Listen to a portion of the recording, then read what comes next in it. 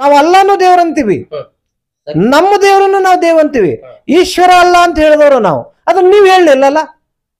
ಮೈಸೂರಿಗೆ ಚಾಮುಂಡಿ ಬೆಟ್ಟಕ್ಕೆ ಬಾನು ಮುಸ್ತಾಕ್ರ ಅವರಿಗೆ ಅವಕಾಶ ಕೊಟ್ರಲ್ಲ. ಮತ್ತ ಅವ್ರ ದೀಪಾ ಬಸ್ತಿ ಅಂತ ಹೇಳಿ ಅವ್ರು ಇನ್ನೊಬ್ರು ಬೂಕರ್ ಪರಿಸ್ಥಿತಿ ಹಂಚ್ಕೊಂಡಿದ್ರಲ್ಲ, ಅವನ್ನ ಯಾಕೆ ಬಿಟ್ರಿ ನೀವು? ನಮ್ದು ಬಾನು ಮುಸ್ತಾಕ್ರ ನಮ್ ಟಾರ್ಗೆಟ್ ಇಲ್ಲ. ಅದು ಇವ್ರು ಹೇಳ್ತಾರ ಅದು ಸಾಂಸ್ಕೃತಿಕ ಇದೆ ಅಂತ ಹೇಳಿ.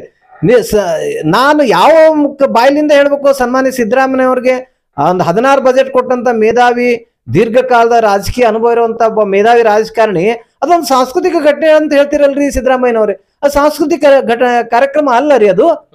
ಅದು ನಮ್ಮ ಹಿಂದುತ್ವ, ಹಿಂದೂ ಸಮಾಜ, ಸನಾತನ ಸಮಾಜದ ಧಾರ್ಮಿಕ ಕಾರ್ಯಕ್ರಮ. ಇವತ್ತ ನಿನ್ನೆ ಆಗಿಲ್ಲ ರೀ, ಸ್ವಾತಂತ್ರ್ಯ ನಂತರ ಆಗಿಲ್ಲ, ಕಳೆದ 400 ವರ್ಷಗಳಿಗೆ ಮೇಲ್ಪಟ್ಟು ಮಾಡ್ಕೊಂಡು ಬಂದದ್ದು.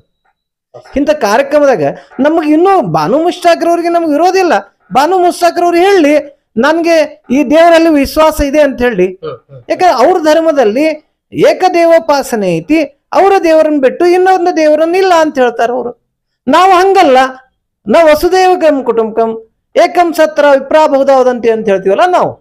ದೇವನೊಬ್ಬ ನಾಮ ಹಲವು. ನಾವು ಅಲ್ಲಾನು ದೇವ್ರಂತೀವಿ, ನಮ್ಮ ದೇವರನ್ನು ನಾವು ದೇವ್ ಅಂತೀವಿ.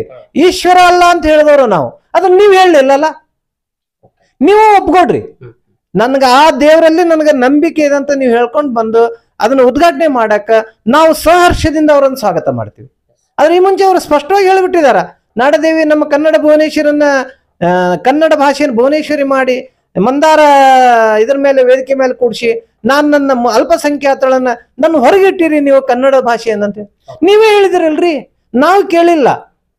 ಅದಕ್ಕೆ ಕೇವಲ ನಾನು ಹೇಳ್ತಾ ಇದ್ದೀನಲ್ಲ, ಇವರು ಅಲ್ಪಸಂಖ್ಯಾತ ತುಷ್ಟೀಕರಣ ಸಲುವಾಗಿನ ನೇರವಾಗಿ ಇಂಥ ಕೆಲಸಗಳನ್ನು ಮಾಡ್ತಾ ಇದ್ದಾರೆ. ನಾವು ದೀಪಾ ಬಸ್ತಿ ಅವ್ರನ್ನ ಕರೆದಿದ್ರೆ ಇವರು ಕೊಡಗು ಜಿಲ್ಲೆಯವರು, ನಮ್ಮ ರಾಜ್ಯದವರು.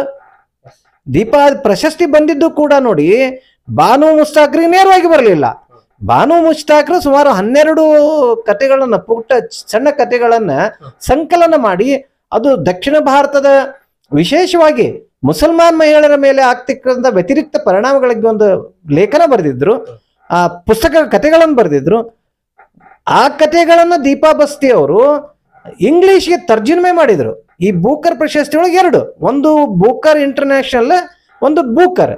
ಈ ಬೂಕರ್ ಇಂಟರ್ನ್ಯಾಷನಲ್ ಅಂತಂದ್ರೆ ಇದನ್ನ ಯಾವ ಭಾಷೆಯಿಂದ ಇಂಗ್ಲಿಷ್ಗೆ ತರ್ಜುಮೆ ಮಾಡಿ ವಿಶೇಷವಾಗಿ ಅಮೆರಿಕ, ಇಂಗ್ಲೆಂಡ್ ಈ ಕೆಲವೊಂದು ದೇಶಗಳಲ್ಲಿ ಅದನ್ನ ಭಾಷಾಂತರಗೊಂಡು ಮುದ್ರಿತವಾಗಿ ಪ್ರಕಟಣೆ ಆದಾಗ, ಜನಮನ್ನಣೆ ಗಳಿಸಿದಾಗ ಅವ್ರಿಗೆ ಅದು ಈ ಬೂಕರ್ ಇಂಟರ್ನ್ಯಾಷನಲ್ ಪ್ರಶಸ್ತಿ ಬರ್ತದೆ.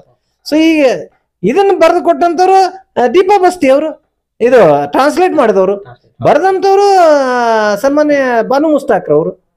ಅಂದ್ರೆ ಬಾನು ಮುಸ್ತಾಕ್ರವ್ರು ಎಷ್ಟು ಅದನ್ನ ಅವ್ರು ಟ್ರಾನ್ಸ್ಲೇಟ್ ಮಾಡಿದ್ದಕ್ಕೆ ಇವ್ರ ಜಗತ್ತಿಗೆ ಬಾನು ಮುಸ್ತಾಕ್ ಗೊತ್ತಾದ್ರಲ್ಲ. ಅಕಸ್ಮಾತ್ ದೀಪಾ ಬಸ್ತಿ ಅವ್ರು ಅದನ್ನ ಟ್ರಾನ್ಸ್ಲೇಟ್ ಮಾಡಿರ್ಲಿಲ್ಲ ಅಂದ್ರೆ ಬಾನು ಮುಸ್ತಾಕ್ರ ಜಗತ್ತಿಗೆ ಗೊತ್ತೇ ಆಗ್ತಿರ್ಲಿಲ್ಲ. ಅದಕ್ಕೆ ನಾನು ಅವ್ರು ಹೆಚ್ಚು ಇವ್ರು ಹೆಚ್ಚು ಕಡಿಮೆ ಅಂತ ಹೇಳ್ತಾ ಇಲ್ಲ. ಆಮೇಲೆ ಅದು ಪ್ರಶಸ್ತಿನೂ ಕೂಡ 50,000 ಪೌಂಡ್ ಸ್ಟರ್ಲಿಂಗ್ ಬಂದಂತದನ್ನ ಇಬ್ಬರಿಗೆ ಸಮನಾಗಿ ಹಂಚಿಕೊಟ್ಟಿರುವಂತ ಒಂದು ಪ್ರಶಸ್ತಿ ಐತಿ. ಆ ಪ್ರಶಸ್ತಿ ಹಂಚಿಕೊಟ್ಟಿರುವಂತೆ ನೀವು ಒಬ್ಬರಿಗೆ ಹೆಂಗ್ ಕರೆದು ಮಾಡಿಸ್ತೀರಿ? ಅದಕ್ಕೆ ಮತ್ತೆ ನಾವು ಹೇಳೋದು ಸಮಂಜಸ ಅಲ್ವೇನು? ಇದನ್ನ ಒಂದು ಧಾರ್ಮಿಕ ಕಾರ್ಯಕ್ರಮ ನೀವು ಸಾಂಸ್ಕೃತಿಕ ಕಾರ್ಯಕ್ರಮ ಕನ್ವರ್ಟ್ ಮಾಡಿಕೊಂಡು ಪ್ರತಿ ಸಲ ಗಿರೀಶ್ ಕಾರ್ನಾಡ್ ಇರ್ಬೋದು, ಬರಗೂರು ರಾಮಚಂದ್ರಪ್ಪ ಇರ್ಬೋದು, ಹಂಸಲೇಖ ಇರ್ಬೋದು, ಈ ನಾಸ್ತಿಕರನ್ನ, ದೇವರಲ್ಲಿ ವಿಶ್ವಾಸ ಇರ್ಲಾರ್ದವ್ರನ್ನ ಕರೆಸಿ ಮಾಡುವಂತ ಈ ಉದ್ಘಾಟನೆ ಮಾಡಿಸುವಂತ ಔಚಿತ್ಯ ಏನು?